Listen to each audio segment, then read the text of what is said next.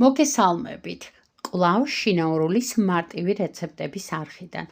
დღეს მოგიტანეთ სამფენა ხაჭოს პასკა, რომლის ყოველი ფენა სხვადასხვა ჩვენთვის უსაყვარლეს ტორტის გემოს გვახსენებს. მათ შორის არის რაფაელო, სნიკერსი და შოკოლადის ტორტი. ამიტომაც აუცილებლად უნდა მოამზადოთ და დააგემოვნოთ ეს საოცრად გემრიელი და ლამაზი ხაჭოს დესერტი. თუმცა შინაურულის არხზე არის კლასიკური ხაჭოს პასკის რეცეპტიც, რომელიც ასევე ძალიან მარტივად და სწრაფად მზადდება. ამიტომ აუცილებლად ნახეთ. პირველ რიგში 200 გრამი რბილი კარაქი მოვათავსოთ ჯამში.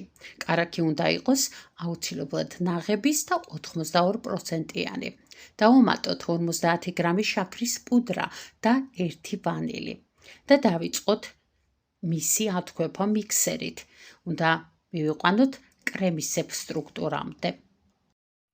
როცა კრემისებ სტრუქტურამდე კარგად ავთქვიფავთ კარაქს და შაქარს, შემდეგ დავამატოთ 150 გრამი ცხიმიანი არაჟანი და კვლავ მიქსერის საშუალებით ავთქვიფოთ.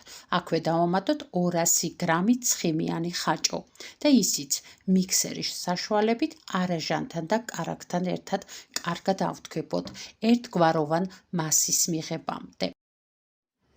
კარგად ათქვევის შემდეგ მიღებულ ხაჭოს მასას ვყოფთ 3 ნაწილად. პირველი ყველაზე მცირე ნაწილი, მეორე საშუალო და მესამე კი ყველაზე დიდი მოცულობის. პირველ პატარა ფენას ვამატებთ 4 სუფრის კოვს მოსახარ შესქელებულ რძეს. მეორესაც ვასხამთ იგივე რაოდენობის შესქელებულ რძეს. მესამეს კი ვამატებთ მოხარშულ შესქელებულ რძეს 4 სუფრის კოვს და მივიღებთ 3 სხვადასხვა გემოს ფენას. პირველს დავამატოთ 5 სუფრის კოვზი ქოქოსის ფანტელი.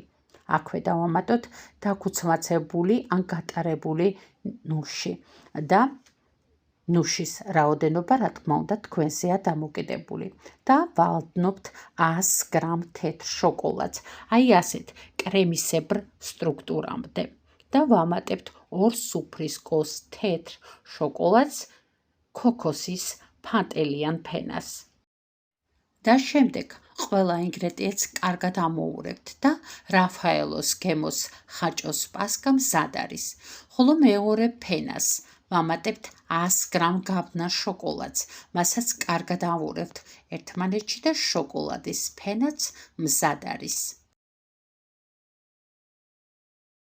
ახლა კი მესამე ფენის დროც მოვიდა. დავამატოთ ნიგოზი და თხილი. მოხარშულ შესქელებულ რძეს და კარგად ავურიოთ. და სამივე სხვადასხვა გემოს ფენა მზად გვაქვს. ახლა კი დავიწყოთ სამფენა ხაჭოს პასკის აწყობა. ხაჭოს პასკის ფორმაში ჩავაფინოთ კარგად გაწողული მარლა და მოვათავსოთ პირველი რაფაელოს ფენა, რომელიც კარგად გადავანაწილოთ ხაჭოს პასკის ფორმაში და შემდეგ ზემოდან დავადოთ სნიკერსის ფენა. მესამე ფენაც საკმაოდ სქელ ფენად ჩავდოთ ხაჭოს პასკის ფორმაში. ამ ფენის შემდეგ უკვე ვადებთ შოკოლადის ფენას. შოკოლადის ფენამ მთლიანად უნდა გაავსოს ხაჭოს პასკის ფორმა, რომელიც ასევე კარგად გავასწოროთ ზედაპირი, აი ასე და დავაფინოთ უკვე მარლის დარჩენილი ნაწილი და შევდგათ მაცივარში მხოლოდ და მხოლოდ 1 საათით. 1 საათი სრულიად საკმარისია, რომ ეს პასკა იყოს მყარი და მდგრადი ფორმის. მაცივრიდან გამოტანილი ხაჭოს პასკის ფორმა გადმოვატრიალოთ და შემდეგ შემოვხსნათ ხაჭოს პასკის ფორმის გვერდები. როგორც ხედავთ, ხაჭოს პასკა საკმაოდ მყარი და მდგრადია, რომელსაც ფორმის მოხსნის შემდეგ მოვხსნათ მარლის ფენაც და დავიწყოთ მისი სააღდგომოდ გაფორმება. სხვა ხაჭოს პასკის რეცეპტებისგან განსხვავებით, ეს ხაჭოს პასკა ძალიან მარტივად და სწრაფად მზადდება. მათგან განსხვავებით მას არ სჭირდება მთელი ღამით დაწრეტვა და მაცივარში ყოფნა. მას მხოლოდ 1 საათი სჭირდება იმისთვის, რომ სააღდგომო სუფრა გაგილამაზოთ. ზემოდან ხაჭოს პასკას ყოველთვის ვაფორმებ გამტნარი შოკოლადით, ხოლო დანარჩენი მისი სააღდგომოდ მორთულობა თქვენ სურვილზეა დამოკიდებული.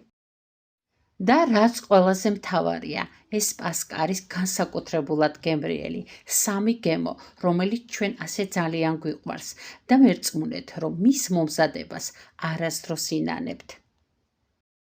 გარდა ამ არაჩვეულებრივი მარტივი ხაჭოს პასკის რეცეპტისა, შინაურულის არხზე არის სხვა მარტივი სააღდგომო რეცეპტები.